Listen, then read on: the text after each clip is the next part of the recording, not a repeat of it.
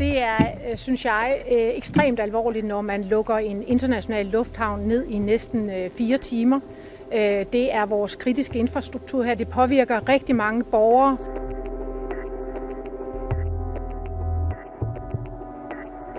Jeg betragter det som et alvorligt angreb mod kritiske infrastruktur i Danmark. Man skal jo ikke tage fejl af, at droner i forbindelse med en lufthavn kan have endog meget alvorlige konsekvenser. Under andre omstændigheder skal de droner ikke være der.